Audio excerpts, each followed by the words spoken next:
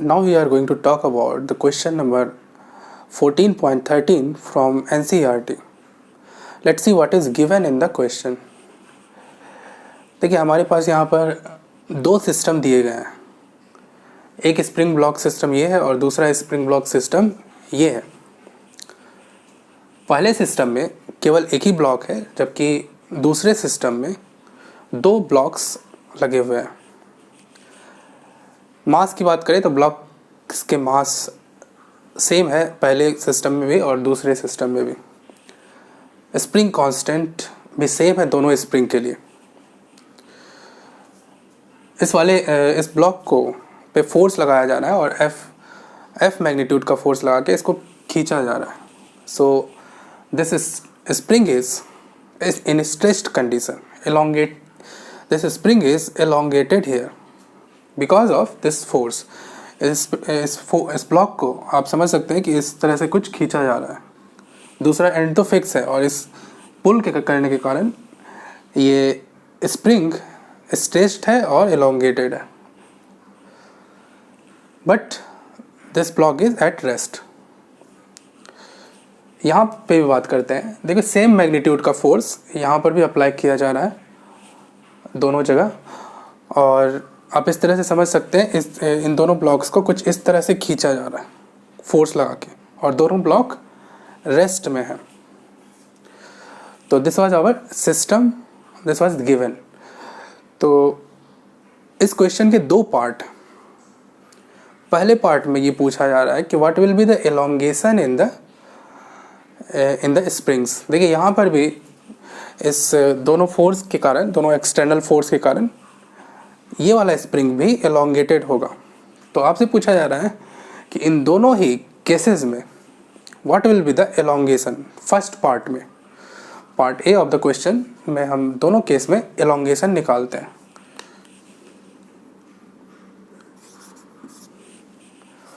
तो मान लीजिए कि इसमें इस स्प्रिंग में elongation x है, तो इस elongation के कारण ये स्प्रिंग इस ब्लॉक पे फोर्स लगाएगा kx। इस ब्लॉक पे लग रहे फोर्सेस को दिखाएं हम, तो ये फोर्स F लग रहा है और दूसरा फोर्स जो लग रहा है इस पे वो kx लगेगा। स्प्रिंग अपने नेचुरल लेंथ में आने के लिए इस ब्लॉक को लेफ्ट डायरेक्शन में पुल करेगा, एंड दैट्स व्हाई इस लेफ्ट डायरेक्शन में एक फोर्स लगेगा kx मैग्नीट्यूड का। देखिए ये ब्लॉक क्या है, रेस्ट में है। रेस्ट में अगर है तो इस पर नेट फोर्स कितना लगना चाहिए, 0। सो kx का magnitude must be equals to f, x equals to f by k। So elongation in first system spring is f by k। What about the second system, इसमें elongation कितना होगा।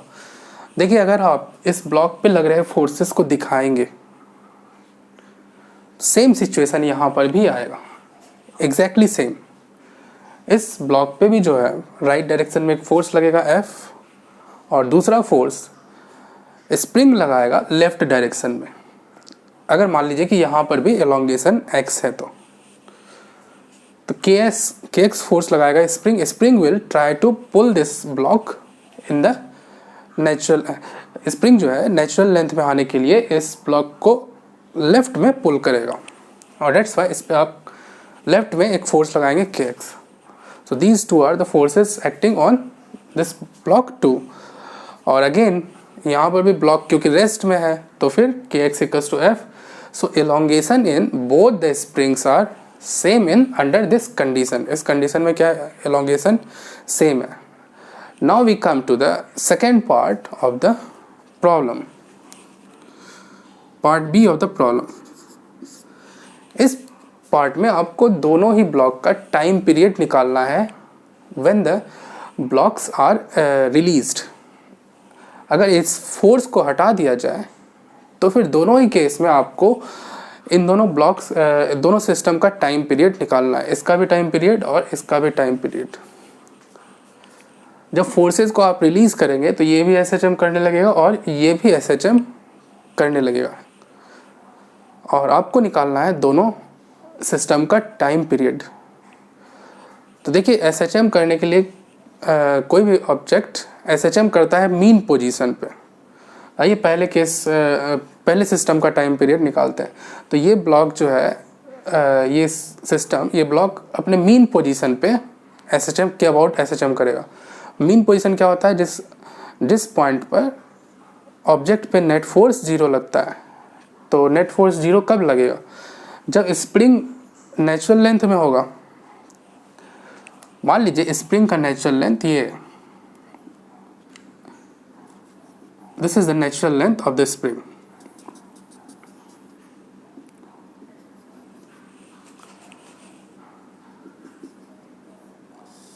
Suppose this length is L0 and this is the natural length of the spring, ये वाला length. तो block इस point के about to and fro motion करेगा, इस पॉइंट के अबाउट एसएचएम करेगा। देखिए इस पॉइंट के अबाउट से जितना लेफ्ट में ब्लॉक था, इस पॉइंट से जितना राइट में इस ब्लॉक का डिस्प्लेसमेंट है, उतना ही ये ब्लॉक इस पॉइंट के, this is the mean position this position. तो इस पॉइंट से जितना राइट ब्लॉक था यहाँ पर, उतना ही इस पॉइंट से लेफ्ट भी ब्लॉक जाएगा। हमेशा मीन पोजीशन के अबाउट एसएचएम होता है। Block will move like this, इस तरह से एसएचएम होगा यहाँ पर। तो राइट में अगर डिस्प्लेसमेंट x0 है तो लेफ्ट में भी x0 तक जाएगा। जिस पॉइंट से रिलीज किया गया है, अगर मान लीजिए कि वो मीन पोजीशन से x0 लेंथ पे था, तो ये लेफ्ट में भी x0 लेंथ जाएगा। Amplitude in both the sides will be same. तो यहाँ पर आपको टाइम पीरियड निकालने के लिए किसी डिस्प्लेसमेंट मीन पोजीशन से x1 डिस्प्लेसमेंट पर, लेट्स कॉल इट x1। मान लीजिए कि मीन पोजीशन से x1 डिस्प्लेसमेंट पर आप इस ब्लॉक पे लग रहे फोर्स को लिख दीजिए। एसएचएम में टाइम पीरियड निकालने के लिए हम क्या करते हैं कि मीन पोजीशन से सर्टेन डिस्प्लेसमेंट देते हैं ब्लॉक को, और उस पर हम फोर्स लिखते हैं उस ब्लॉक पे। तो मीन पोजीशन से हमने यहाँ पर x1 डिस्प्लेसमेंट दे दिया इस ब्लॉक को, और यहाँ पर आप फोर्स लिखिए इस ब्लॉक पे। तो x1 डिस्प्लेसमेंट पर जो फोर्स लगेगा, spring force will be kx। एक यहाँ पर माइनस साइन भी लगा सकते हैं, क्योंकि फोर्स और डिस्प्लेसमेंट ऑपोजिट डायरेक्शन में होगा। अगर राइट डायरेक्शन में, मीन पोजीशन से राइट डायरेक्शन में डिस्प्लेसमेंट है ब्लॉक का, तो फिर लेफ्ट डायरेक्शन में फोर्स लगेगा। तो इस तरह से आप माइनस दे सकते हैं। यहाँ पर फोर्स को लिख सकते हैं mass into acceleration equals to minus K X, acceleration equals to minus K by M X. यहाँ से आपको मिल जाएगा ओमेगा की value. This gives you omega equals to under root K by M, और यहाँ से आपको मिल जाएगा time period equals to 2 pi by omega equals to 2 pi into root under M by K. तो बहुत आसानी से आपने इस ब्लॉक का एसएचएम का टाइम पीरियड यहाँ पर निकाल लिया। That will be 2 pi into root under M by k. अब हम बात करते हैं इस केस में टाइम पीरियड हम कैसे निकालेंगे। यहाँ पर भी जब इन दोनों फोर्सेस को रिलीज़ किया जाएगा, हटाया जाएगा फोर्सेस को, तो फिर ये ब्लॉक्स एसएचएम करेंगे। तो पहले तो हम ये समझें कि इन दोनों ब्लॉक्स का एसएचएम यहाँ पर किस तरह से होगा। जैसा कि मैंने आपको बताया कि SHM always happens about the mean position. तो पहले तो आप मीन पोजीशन ढूंढिए। मीन पोजीशन यहाँ पर क्या होगा, ये भी एक्सटेंडेड है, एलोंगेटेड स्प्रिंग है। मीन पोजीशन होगा जबकि net force on the block will be 0, और वो तब होगा जबकि spring comes to the natural length, spring natural length में आएगा तो जैसे मान लीजिए this is the natural length of the spring,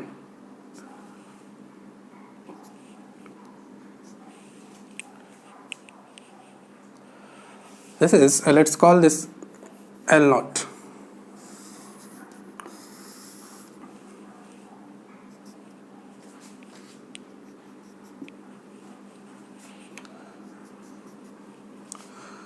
So this length is L naught.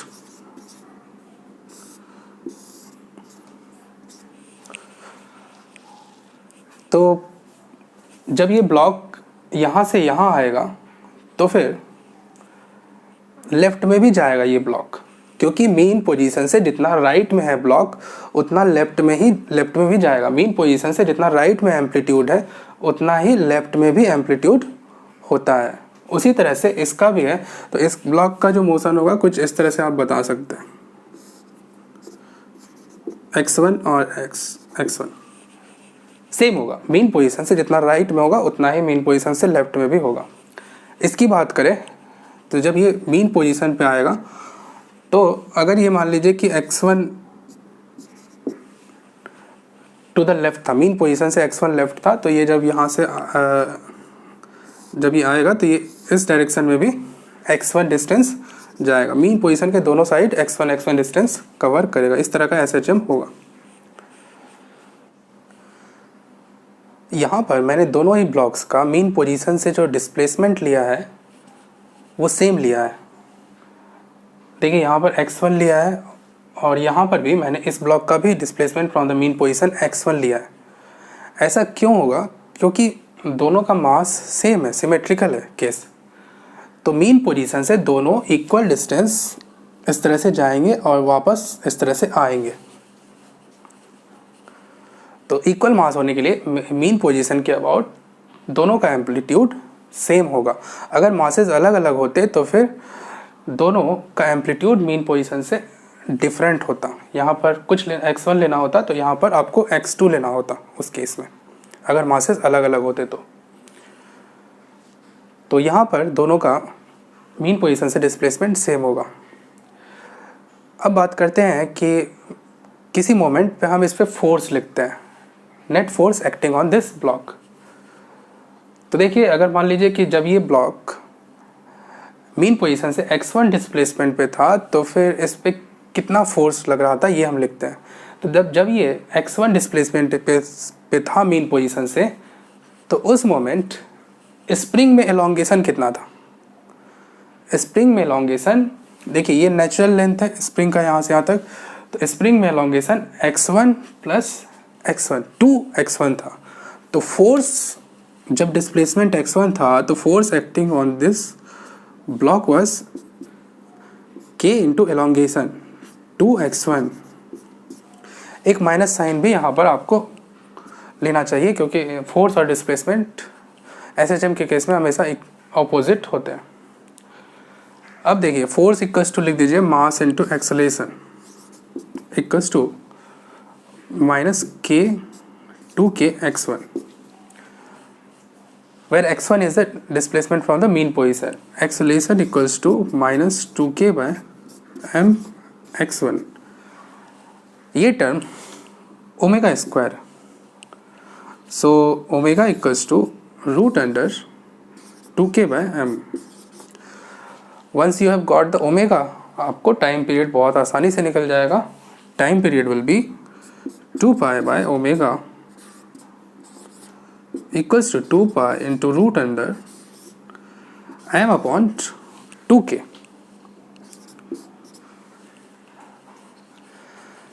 देखिए 2 ब्लॉक्स का जो SHM होता है थोड़ा कॉम्प्लिकेटेड होता है। तो हम क्या करते हैं, इसको व्यू किया जा सकता है एक सिंगल ब्लॉक के SHM में। कुछ इस तरह के SHM में आपको आप इसको व्यू कर सकते हैं। इस तरह के इस SHM को, डबल ब्लॉक के SHM को आप एक सिंगल ब्लॉक के SHM में व्यू कर सकते हैं, लाइक दिस।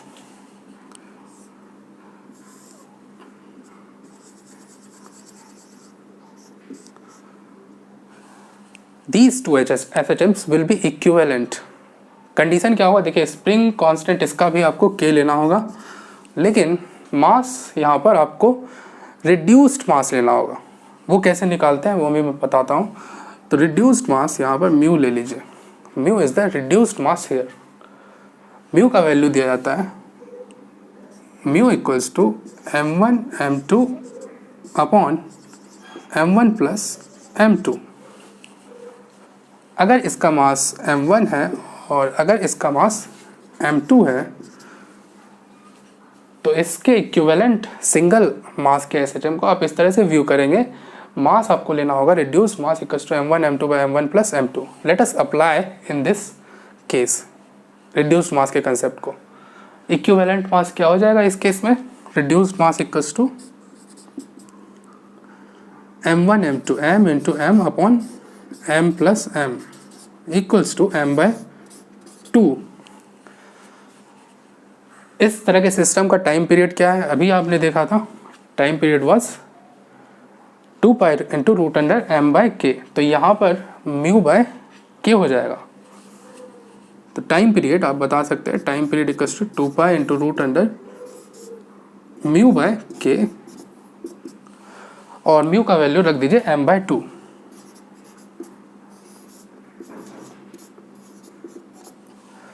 इस तरह से आप रिड्यूस्ड मास के कंसेप्ट से इस क्वेश्चन को बहुत ही आसानी से बना सकते हैं, स्पेशली जबकि मासेस अलग अलग हो। तो आई विल रिकमेंड कि आप रिड्यूस्ड मास के कंसेप्ट को अप्लाई करें, क्योंकि it is saving time saving process big, but for understanding आपको ये कंसेप्ट भी आना चाहिए। तो आप इस तरह के इसके एसएचएम को बहुत आसानी से अच्छे से समझ लें कि इसका एसएचएम किस तरह से होगा कि दोनों ही ब्लॉक साथ मीन पोजीशन पे जाएंगे, फिर मीन पोजीशन से आगे जाएंगे। इस केस में स्प्रिंग यहाँ पर कंप्रेस होगा जबकि यहाँ पर पहुँचेगा ब्लॉक, और उसके बाद फिर वापस दोनों ही ब्लॉक इस तरह से वापस जाएंगे। इस तरह का एसएचएम होगा।